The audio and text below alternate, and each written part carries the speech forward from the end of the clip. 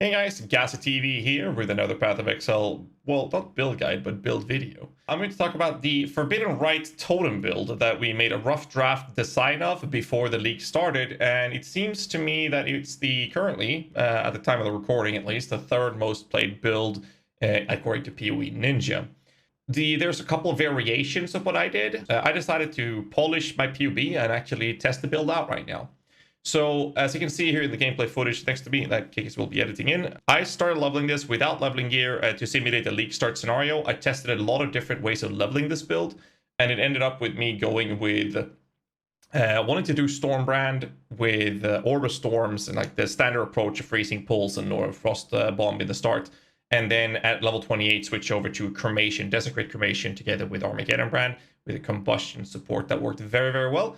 However, I think that after reaching levels 54 right now, at Act 5, you get a Threshold Jewel. And when you get to the Overseer Tower, do one of the quests in there, you get a Threshold Jewel in which you're able to get the first Snow, for example.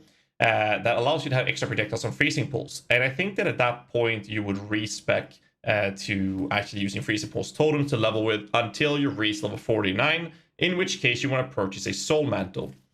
I have ever since, as you can see the gameplay footage now, showing the Forbidden Rite, which I'm using in a 4-link Soul Mantle with Kikasaru rings. All of this is super, super, super cheap. I'm using weapons that is from Act 1, and I have a Self-Flagellation, but my weapons are from Act 1 with almost no damage whatsoever. I'm going to show you the gear here in a second.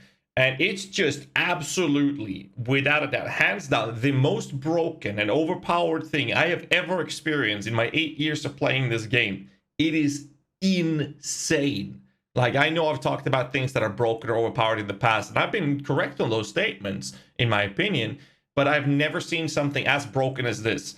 I am very certain this will be extremely nerfed one way or another, because this is absolutely ridiculous. And I'm very excited to do this in a high-budget build this league because it's gonna get gutted. Or, I mean, otherwise it would go against their philosophy, right? Let me show you the gear in the current state that I'm in on this character right now. So, I am using a Soul Mantle in which I'm using incorrect support gems, like actually bad support gems. I have a Forbidden Rite at level 12, which is accurate. I have a Void Manipulation. Then I'm using increased critical strike support. Now, this is the proper one you want to use for when your build is finished, or at least higher level, because this would only be really good for your build if you're actually scaling critical strike multi. However, I am not speccing into the crit nodes except for this cluster right now. I'm lacking the Arcane Potency, I'm lacking the Annihilation, I'm lacking gear that actually scales this, which makes this an incorrect support gem, if you will. You'd be better off using anything else. And despite this, we're just melting enemies, left and right. And I'm also having faster casting. The biggest problem with Forbidden Rite from my experience is that the totems are going to kill themselves very fast. So I believe that once you get into the stage of mapping, you're going to very soon notice a problem with your totems dying too fast. And at that point, it's very important that you get yourself the cluster jewels. Now, because of how popular this build has gotten and probably will be in the coming weeks, I believe that the cluster jewels could be a bit expensive, but we'll see how that turns out. But you want to get that Chaos Rest and Life Increase medium cluster jewel for this build to ease up on that aspect so they can cast more times before the totems actually die. Other than that, I have like a weapon with 1 to 4 lightning damage and 7% cast speed, implicit of 11 spell damage. I got 8 spell damage here with 5% cast speed, and there's actually a little bit of crit multi there actually. Torch Oak, they're being sold for literally 1 or 2 chaos. Generic shit belt, generic shit gloves, same thing with the helmet. Kikasaru's currently going for 1 chaos, 2 even. Generic amulet without an oil. I even have a really bad level 30 mana flask, which is my biggest problem, and I've only ascended once.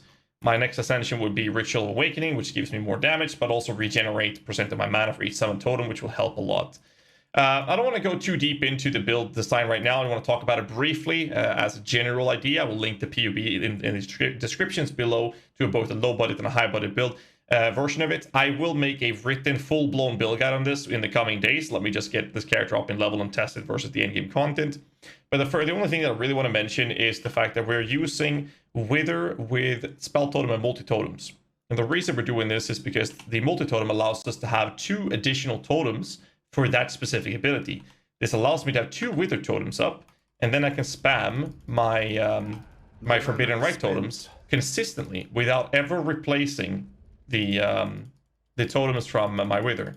So I can always have my 2 Wither totems up, and then I can spam my Forbidden Rite without ever replacing these. This allows me to consistently have my damage out there. If you want to do proper damage versus bosses, you can spam up your 4, later 5 Forbidden Rite totems, and then just spam well, you can start with spamming your Wither totems, which just cost less mana to stack up these curses on you, and then get the remaining Forbidden Rites to do top damage for bosses.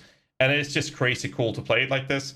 Obviously, there's a few other things to be mentioned, such as it being a totem build. That means it has delayed damage. You're also in a situation where you're not going to explode enemies like porcupines or spiky boys, as some people call it, since you're doing pure cold chaos damage. So there's a couple of things that needs to be tackled, which I'll be experiencing in the end game, and you can catch this build live on stream in the coming days on twitch.tv/GHAZZY.